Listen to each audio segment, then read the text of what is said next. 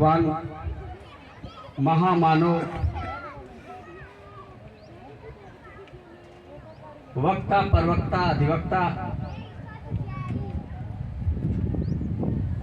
दलित, पिछड़ा, अल्पसंख्यक, मजबूर, असहाय, गरीब, लाचार,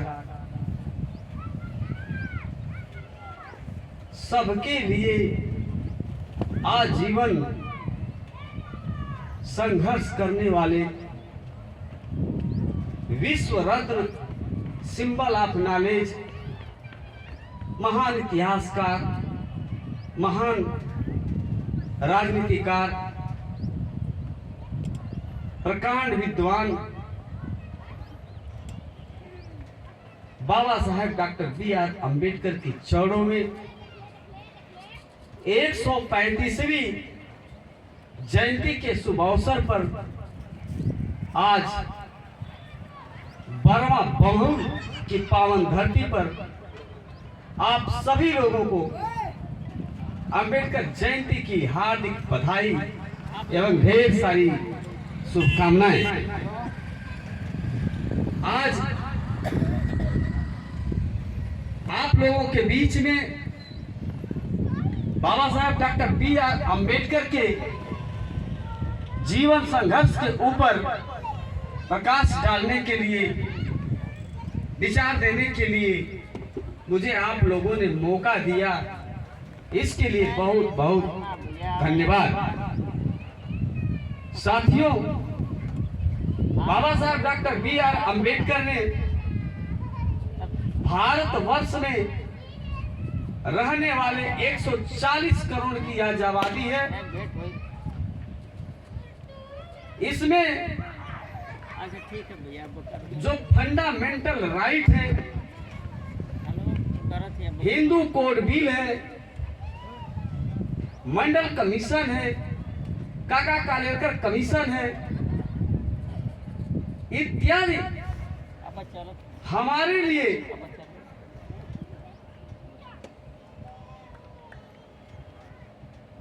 न जाने कितनी सुविधाओं को ध्यान में रखते हुए बाबा साहेब डॉक्टर बी.आर. अम्बेडकर ने संविधान का निर्माण किया। संविधान का अर्थ होता है कि सबके लिए नियम कानून बराबर बनाया गया, चाहे अमीर हो चाहे गरीब हो, सबके लिए बाबा साहेब डॉक्टर बी.आर. अम्बेडकर ने नियम बराबर बनाया। लेकिन आज पूरे देश के अंदर जिस प्रकार से अंधविश्वास, आडंबर, पाखंड, कुरीतियां आज भी जो व्याप्त हैं, यदि उसको आप खत्म करना चाहते हैं तो बाबा साहेब डॉक्टर बी.आर. अम्बेडकर के संविधान को आप पढ़िए। Baba Saheb doctor B R. अम्बेडकर के सिद्धांत को आप समझिए। फंडामेंटल राइट में इन्होंने कहा कि हम बोलने का अधिकार देते हैं आपको, यदि हमारी बात अच्छी लगती है तो हमको संगठन बनाने का अधिकार बाबा साहब ने दिया। संगठन यदि अच्छा लगा तो हमको संचरण करने का उन्होंने अधिकार दिया। संचरण का मतलब देश के अंदर कहीं भी हम जा सकते हैं, रह सकते हैं। देश हमारा है, देश ही हमारा घर है। हम देश के किसी कोना में जाएंगे, बाबा साहब डॉक्टर बी.आर. अम्बेडकर ने हमको वह आजादी दिया है कि हम देश के किसी भी कोना में निवास कर सकते हैं, निवास करने का अधिकार दिया। बाबा साहब डॉक्टर बी.आर. अम्बेडकर ने यह भी कहा कि हमारे देश के अंदर किसी भी बड़े से बड़े शख्सियत का कोई भी महल हो, कोई भी हवेली हो, यदि एकता अखंडता में हाथे आती है और रोड़ा बनती है तो बड़ी से बड़ी हवेली हो, बड़ी से बड़ी जो व्यवस्था हो, उसको भी खत्म किया जा सकता है। भारत की एकता अखंडता को ध्यान में रखते आप देखते होंगे कि जो राष्ट्रीय राजमार्ग बनता है उसमें किसी भी व्यक्ति का घर बन जाए, मकान बन जाए, सरकार उसको मुआवजा देकर के उसके घर को तोड़ती, क्योंकि राष्ट्रीय एकता अखंडता के बीच में चाहे नौकर हो, चाहे बहुत बड़ा राजा हो, अगर वो बीच में आता है तो उसको दरकिनार किया जाएगा, उसका मुआवजा जो होगा उसको दे दिया जाएगा। ये बाबा साहब डॉक्टर बी.आर. अम्बेडकर ने अधिकार दिया। बाबा साहब डॉक्टर बी.आर. अम्बेडकर ने हमको वोट का अधिकार दिया। पिछड़े समाज के लिए बाबा साहब डॉक्टर बी.आर. अम्बेडकर ने आजीवन लड़ते रहे। पिछड़ा समाज बाबा साहब डॉक्टर बी.आर. अम्बेडकर को कितना समझ पा रहा है, कितना नहीं समझ पा रहा है, आप लोग देखते हो। आज पूरे देश के अंदर बाबा साहब डॉक्टर बी.आर. अम्बेडकर की जयंतियां यदि मनाई जाती है तो अनुसूचित जाति में जहां संख्या ज्यादा होती है वही लोग मनाने का काम करते हैं। आप ये नहीं देख सकते कि पिछड़े समाज में जितने वर्ग बने हैं वो भी लोग अपने गांव में बाबा साहब डॉक्टर बी.आर. अम्बेडकर की जयंती मनाते हैं। संजोग से किसी गांव में यदि अम्बेडकर पार्क छूट जाए और अनुसूचित बिरादरी को छोड़ करके, तो पूरे गांव में इस बात की चर्चा होने लगती है कि अम्बेडकर की मूर्ति लगेगी, अम्बेडकर का पार्क हो जाएगा, अम्बेडकर की मूर्ति लगेगी, तो लोग यही कहेंगे कि तो अनुसूचित बिरादरी का घर है। बाबा साहब से इतना दिक्कत है, कोई अनुसूचित जात के अलावा दूसरी बिरादरी के लोग, दूसरे समाज के लोग ये नहीं कहते हैं कि जब देश दुनिया के लिए इतना बड़ा उन्होंने काम किया तो हम भी अपने गांव में बाबा साहब डॉक्टर बी.आर. अम्बेडकर का स्टैचू लगाएं, उनका मंदिर बनवाएं। ऐसा नहीं लोग सोचते। 1928 में बॉम्बे के गवर्नर थे, वहां के जो अधिकारी थे, ब्रिटिश अधिकारी थे, उनका नाम स्टार्क था, नाम ही स्टार्क था। और विदेशी स्टार्क अधिकारी की अध्यक्षता में मीटिंग बैठाई गई 1928 में, और उसमें बाबा साहब डॉक्टर बी.आर. अम्बेडकर ने पिछड़े समाज और अपर कास्ट सवर्ण समाज के बीच में जो जातियां होती है, जो शूद्र में से आती है, उनको गिनती करके बाबा साहब डॉक्टर बी.आर. अम्बेडकर ने वहां पे नाम दिया था।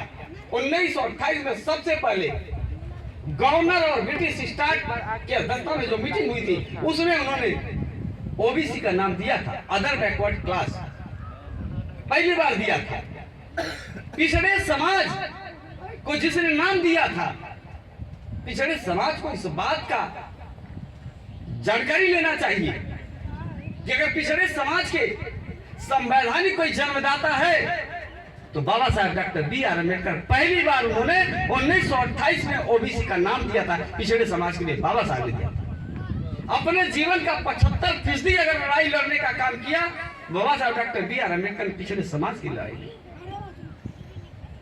पिछड़े समाज के लोग बाबा साहब डॉक्टर बी.आर. अम्बेडकर को पढ़ें, उनके संविधान को पढ़ें और उनको जाने। आज पूरे देश के अंदर हर समाज की जो महिलाएं हैं, चाहे सवर्ण समाज की महिलाएं हो, पिछड़े समाज की महिलाएं हो, चाहे किसी भी धर्म संप्रदाय जाति की हो, सभी समाज की महिलाओं के लिए बाबा साहब डॉक्टर बी.आर. अम्बेडकर ने सामाजिक क्षेत्र, राजनीतिक क्षेत्र, धार्मिक क्षेत्र, व्यापारिक क्षेत्र, नौकरी में, शिक्षा में, हर क्षेत्र में बाबा साहब डॉक्टर बी.आर. अम्बेडकर ने उनको आजादी दिया। आज बाबा साहब डॉक्टर बी.आर. अम्बेडकर की देन है कि देश के अंदर हमारी महिलाएं हर क्षेत्र में पुरुषों के बराबर काम कर रही, आगे बढ़ रही। वो बाबा साहब डॉक्टर बी.आर. अम्बेडकर का श्रेय है उनको, जिसका नतीजा है कि वो आगे बढ़ रही। पिछड़े समाज की महिला हो, चाहे सवर्ण समाज की महिला हो, बाबा साहब डॉक्टर बी.आर. अम्बेडकर के संविधान को लेकर के पढ़ें कि सवर्ण समाज के लिए बाबा साहब डॉक्टर बी.आर. अम्बेडकर ने किया क्या था। ये मन में मत पाले कि बाबा साहब डॉक्टर बी आर अम्बेडकर ने सिर्फ दलितों के लिए काम किया था। बाबा साहब डॉक्टर बी आर अम्बेडकर ने देश के अंदर निवास करने वाले SC ST OBC दलित, अति दलित, पिछड़े, मुस्लिम, गरीब, गुरबा, हर समाज के लिए बाबा साहब डॉक्टर बी आर अम्बेडकर ने काम किया था। एक बात और बता दूं, हम सभी इस बात का नाज करते हैं, हमारी आबादी 85% है। हर गांव में हमारी आबादी ज्यादा, अनुसूचित बिरादरी के लोगों के लिए हमारी संख्या ज्यादा है। हमको इस बात का हमारा गरूर कब टूटता है, हमारा गरूर कब बिखर जाता है, इसका अंदाजा आपको लग नहीं पाता है। एक जमाना था जब सूरती बनाई जाती थी, जब हुक्का चलाया जाता था, परिवार में कोई विवाद होता था तो बूढ़े पुरनिया जब जुटते थे तो हुक्का धरा दिया जाता था और उस हुक्का को पीते थे, एक के बाद दूसरे को बढ़ाते थे। और जो परिवार की समस्या होती थी उधर पुराने लोग हुक्का पीते थे और परिवार की समस्या की बात करते थे और हल निकल जाता था। हुक्का पीने का जो चलन था, चाहे जो नशा थी, वो सामाजिक भाईचारे को मजबूत करती थी, सामाजिक संगठन को स्थापित करती थी, गांव को गंभीर करती थी। बीड़ी 2 मुठ्ठा 4 मुठ्ठा आती थी, रख दिया जाता था, पंचायत होती थी, बीड़ी चलती थी, बीड़ी चलती थी। बीड़ी को लोग पीते थे और अपनी अपनी बात रखते थे और समस्या पूछते थे। हमारे पुरखा पुरनिया बीड़ी पर 4 मुठ्ठा बीड़ी रख दी जाती है और कितनी भी बड़ी समस्या क्यों न हो परिवार में, गांव में, वो हमारी समस्या का हल हो जाता था। लेकिन जब से आधुनिक नशा आ गई है, जब से आधुनिक नशा आ गई है, जो शराब का सेवन होता है, बियर का सेवन होता है, शराब पीते हैं, जैसे ही शराब पीना शुरू करते हैं आधा घंटा के बाद आपस में ही शराब पीने वाले झगड़ा करते, 1-2 झगड़ा कर लेते हैं, कम बेसी के चक्कर झगड़ा करते हैं। और जब पूरा पी लेते हैं तो घर जाते अपने बीवी बच्चों को मारते हैं। बीवी बच्चों से जब पेट नहीं भरता तो गांव में आग लगा देते हैं, गांव में किसी को गाली दे देते हैं। मतलब शराब की नशा जो है, आपने देखा बीड़ी की नशा समाज के भाईचारों को बनाती है, मजबूत करती है। हम नहीं कहते कि बीड़ी पीजिए, बीड़ी पीना अच्छी बात नहीं है, लेकिन बीड़ी पीने का जो चलन था, जो नशा थी, वो कहीं न कहीं भाईचारे को मजबूत करती है। सुरती खाने का जो चलन था वो भाईचारे को मजबूत करती है। हुक्का पीने का जो चलन था वो भाईचारे को मजबूत करता था। पुराने समय में यही एक साधन था लोगों को सेवा करने का, स्वागत करने का। लेकिन आज जब शराब का सेवन होने लगा तो हमारी दुर्दशा हो गई, हमारे परिवार में बिखराव आ गया, हमारे गांव में बिखराव आ गया, गांव की एकता चली गई। कहने का मतलब यह है हमारी संख्या सबसे ज्यादा गांव में है, जिसकी संख्या सबसे कम है और वो आपका विरोधी है। विरोधी आदमी के पास 10 आदमी है, आपके पास 100 आदमी है। विरोधी आदमी पैसे वाला है, शराब पिला देगा आपके 90 लोगों को, 100 लोगों को पिला देगा। उस 100 लोगों में से 90 लोग जाके उसके पास सट जाएंगे। जिसके पास संख्या कम थी उसकी संख्या ज्यादा हो जाएगी, जिसके पास संख्या ज्यादा थी उसकी संख्या कम हो जाएगी। हम जो 85% की बात करते हैं, 85 की संख्या की बात करते हैं, वह गरुड़ टूट जाता है और जिसकी संख्या नगर के बराबर है वह सफल हो जाता है, चाहे कोई भी लड़ाई। इसलिए साथियों, मैं आपसे निवेदन करूंगा, सिफारिश करूंगा बाबा साहब डॉक्टर बी आर अम्बेडकर के जयंती के अवसर पर कि बाबा साहब डॉक्टर बी आर अम्बेडकर का शपथ खाते हुए, उनका कसम खाते हुए, कम से कम आप अपने गांव में जो ये चलन है शराब पीने और पिलाने का, जो दे रहा है वो भी दोषी है, जो ले रहा है वो भी दोषी है, चाहे बूढ़ा हो, जवान हो, चाहे कोई भी हो। और ये शुरुआत, इसकी नींव जब ग्राम पंचायत का चुनाव आ जाता, लोकसभा में शराब का चलन काम नहीं करता है, विधानसभा में शराब का चलन काम नहीं करता है और जिला पंचायत में बहुत थोड़ा बहुत असर करता है, लेकिन ग्राम पंचायत में जब भी ग्राम पंचायत का चुनाव होता है तो उसमें 90% वोट प्रभावित होता है। सिर्फ शराब पिलाने से, मुर्गा खिलाने से, मछली खिलाने से वोट प्रभावित हो जाता है। और इतना प्रभावित होता है कि जिसकी संख्या ज्यादा होती है वो ज्यादा वाले मुर्गा, मछली, दारू, शराब के चक्कर में कम वाले के साथ सट जाते हैं, और जिनकी संख्या ज्यादा होती है उसका नेता का जो संख्या, उसकी संख्या कम हो जाती है, और जितने जितने चुनाव वो हार जाता है, और जिसकी संख्या बहुत कम है वो शराब, दारू, मुर्गा, मछली के बल पर चुनाव जीत जाए। कहने का मतलब मैं इस बात को इसलिए कह रहा हूँ कि बाबा साहब डॉक्टर बी.आर. अम्बेडकर को आप सम्मान देते हैं, बाबा साहब डॉक्टर बी.आर. अम्बेडकर का आप आदर करते हैं, तो आज के दिन कसम खाइए, ये कसम खाने का दिन है कि आज के बाद हम अपनी आदत में सुधार लाएंगे। आज के बाद हम अपने गांव के लड़कों को बैठा करके समझाएंगे, उनको मशवरा देंगे, उनको सुझाव देंगे कि बेटा जिंदगी बड़ी लंबी है, शराब दारू मत पियो, अपने जीवन को बनाओ, अपने परिवार को बसाओ और आगे बढ़ो और बड़े बुजुर्गों का आदर करो। अगर ऐसा है आप लोग शुरुआत करते हैं तो आप आगे बढ़ जाएंगे। लेकिन उल्टा संस्कार है, तिलक हुआ, बरच्छा हुआ तो शराब चाहिए, तिलक हुआ तो शराब चाहिए, बारात में गए तो शराब चाहिए। जिसने भी जो आपका रिश्तेदार है, किसी भी संस्कार में, किसी भी कार्यक्रम में आपको मुर्गा, मछली, दारू, शराब नहीं दिया तो आपका रिश्तेदार वो आपके लिए अच्छा नहीं होता है। ये गलत बात है। आप सादा भोजन के पक्ष में आप अपना विचार रखिए और उसका समर्थन करिए। आप आगे बढ़ेंगे और आपके बच्चे आगे बढ़ेंगे, आपका समाज आगे बढ़ेगा और आपकी तरक्की होगी। मैं आप लोगों से निवेदन करूंगा, आपके गांव में मैं आया हूं, अगर मुझसे कोई त्रुटि होगी, मुझसे कोई तकलीफ होगी तो आप मुझे क्षमा करिएगा। काफी मैं 30-32 साल से मैं राजनीति करता हूं, संघर्ष करता हूं, और आप लोगों के प्यार दुलार से मैं इस बार सफल भी हुआ और समर्थन सफल हुआ। आप लोग देखिएगा नजर उठा करके, जिसकी संख्या बल नहीं है, जिसकी जनसंख्या नहीं है, जिसका सामाजिक स्तर नहीं है, जिसका राजनीतिक स्तर नहीं है, जिसका धार्मिक स्तर नहीं है, पैसे के बल पर उसको पद प्रतिष्ठा मिल रहा है, जिसका कोई संख्या बल नहीं है, जिसकी कोई जनसंख्या नहीं है, और जो संख्या है उसका भी कोई सामाजिक गुण नहीं दिखता है, न सामाजिक है न राजनीतिक है। लेकिन यदि उसके पास पैसा रुपया है तो उसको चाहे समाज में हो चाहे राजनीति में अगर आप सम्मान देते हैं तो ये हमारा समाज पीछे जा रहा है, वो समाज आगे नहीं जा रहा है।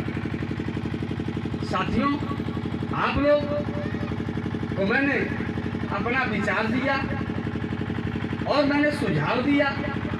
मैं नेतागिरी करने नहीं आया हूं। मैंने आपको बताया है कि आप लोग गांव के लोगों को सही रास्ते पे ले जाना चाहते हैं तो बाबा साहब को पढ़िए, संत गुरु रविदास जी को पढ़िए, फूले को पढ़िए, सावित्रीबाई को भूलिए, नारायण गुरु को पढ़िए, जितने भी महापुरुष हैं उनको पढ़िए, तब जाकर के समता, बंधुता, भाईचारा, पनपे का, मानवता की बात होगी।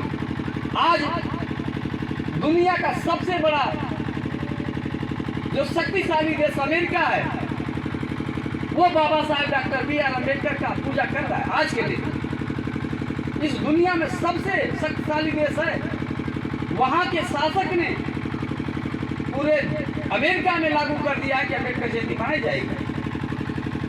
वहां के जो शासक हैं उन्होंने 8 दिन का अवकाश दिया है, 8 दिन की छुट्टी दिया है अमेरिका ने। अमेरिका आपके महान देवता का जयंती मना रहा है। आज भारत ने भी, भारत सरकार ने बाबा साहब डॉक्टर बी.आर. अम्बेडकर की जयंती मनाने के लिए दीप प्रज्वलित करने की बात कही है, सारे लोग दीप प्रज्वलित कर रहे हैं। हर दल हर संगठन के लोग बाबा साहब डॉक्टर बी आर अम्बेडकर का सम्मान कर रहे हैं, जयंती मना रहे हैं। लेकिन एक बात जरूर बताऊंगा आपसे कि बाबा साहब डॉक्टर बी आर अम्बेडकर का जयंती मनाने वाले हर समाज, हर दल, हर संगठन के लोग हैं, लेकिन उनका सम्मान करने के लिए, उनका जयंती मनाने के लिए जहां दलित समाज के लोग, अनुसूचित बिरादरी के लोग जयंती मनाने का काम करते हैं, वहां पे आते हैं, अच्छा लगता है, आना चाहिए, उनका स्वागत है। लेकिन मेरा उनसे निवेदन है कि आप अपने भी गांव में अम्बेडकर जयंती मनाने का काम करिए, हमको बुलाइए, हम भी जाएंगे। हमको लगेगा ये कोई समाज के थे बाबा साहब डॉक्टर बी आर अम्बेडकर की जयंती मना रहे हैं, पूरा कोयराना मना रहे हैं, चौहान समाज के थे अपने बिरादरी मना रहे हैं। हर समाज के लोग बनाए ना, तब जानेंगे कि बाबा साहब डॉक्टर बी आर अम्बेडकर को ईमानदारी से आप सम्मान दे रहे हैं।